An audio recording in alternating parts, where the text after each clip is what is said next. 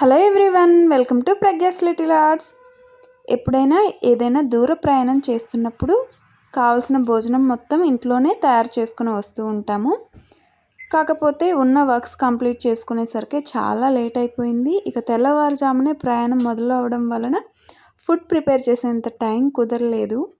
ఇక కొంచెం టైం అయ్యే కొద్దీ మనకి ఆకలేయడం స్టార్ట్ అయిపోతుంది కదా. అందులోనూ బయటకు వచ్చినప్పుడు అసలు ఎక్కడ మంచి రెస్టారెంట్ దొరుకుతుందో లేదో అన్న టెన్షన్ తోటి ఇంకొంచెం ఆకలి ఎక్కువ అవుతూ ఉంటుంది. దానికి తోడు పిల్లలు చేసే నకరాలు అంతా ఇంత కాదండి. మొత్తానికి గూగుల్ మ్యాప్స్ ఇవేమీ ట్రై చేయకుండా ఆన్ ద వే వెళ్తూ ఉంటే ఒక హోటల్లో రెస్టారెంట్ ఏదో బాగా అనిపించింది, వెళ్ళిపోయాము. నేను ఒక హోటల్కి వెళ్ళినప్పుడు ఫుడ్ ఎంత రుచిగా ఉంది అనే దాంతో పాటుగా ఎంత నీట్గా మెయింటైన్ చేస్తున్నారు అనేది కూడా అబ్జర్వ్ చేస్తూ ఉంటాను. ఇదైతే చాలా నీట్గా అనిపించింది. ఇక వాషింగ్ ఏరియా కూడా పర్వాలేదు, బాగానే ఉంది. హ్యాండ్ వాష్ చేసుకోవడానికి వెళ్ళినప్పుడు నేను అక్కడ అబ్జర్వ్ చేశాను, ఫ్రెష్ ఎయిర్ వస్తుంది, అలాగే పక్షుల కిలకిలలు వినపడుతూ ఉన్నాయి. ఏంటి అని ఒక్కసారి చుట్టూ అబ్జర్వ్ చేశాను. ఇది హోటల్ కాదనుకుంటా అండి. ప్లేస్ అయితే చాలా అంటే చాలా పెద్దగా ఉంది. అలాగే అక్కడక్కడ హౌసెస్, రూమ్స్, పెద్ద పెద్ద ఖాళీ ప్లేస్లు, గార్డెన్స్ ఉన్నాయి. అంటే మేబీ ఫంక్షన్లకి, పార్టీస్కి, పెళ్ళిళ్ళకి, కార్పొరేట్ ఈవెంట్స్ కోసమని ఈ విధంగా డిజైన్ చేసినట్టున్నారు. ఇది వచ్చేసి క్యాంటీన్ అని చెప్పొచ్చు. సో మనకి ఇక్కడ అబ్జర్వ్ చేసినట్లయితే లెఫ్ట్లో రిసెప్షన్ అండ్ కిచెన్ ఉంటుంది. రైట్ సైడ్ అంతా సర్వింగ్ ఏరియా. ఏ రోజుకి ఆ రోజు మెనూ అనేది డిస్ప్లే చేస్తూ ఉంటారండి. కాకపోతే మేము టెంపుల్కి వెళ్తున్నాం కాబట్టి వెజ్జే ట్రై చేసాము. అదేంటి హోటల్ ఇంత ఖాళీగా ఉంది అనుకుంటున్నారా? అంటే మేము వచ్చింది ఎర్లీ మార్నింగ్ అవర్స్లో కాబట్టి కొంచెం ఖాళీగానే ఉందండి. మొత్తం చాలా సింపుల్గా నీట్గా డిజైన్ చేశారండి.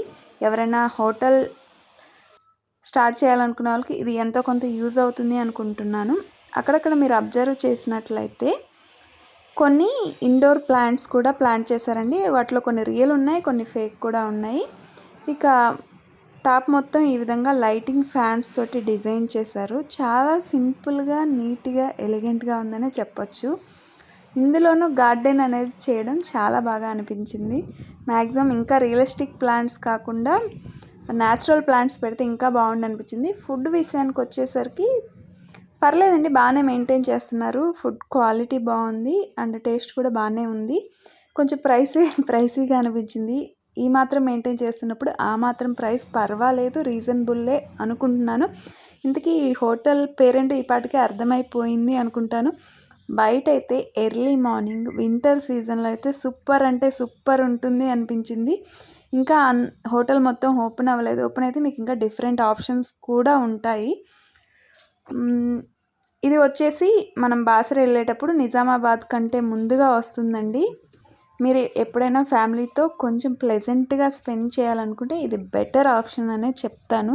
ఏదో హడావిడిగా రష్గా ఉండే హోటల్కి వెళ్ళిపోయి ఇబ్బంది పడుతూ ఉండే కంటే కొంచెం ప్రశాంతంగా ఆరాంగా భోజనం చేయొచ్చు, టిఫిన్ కూడా చేయొచ్చు. నేను వాళ్ళ యొక్క కాంటాక్ట్ నెంబర్స్ అవన్నీ డిస్ప్లే చేస్తాను. మీరు అంత క్లియర్గా అర్థం అవ్వకపోతే కొంచెం పాజ్ చేసి చూడండి.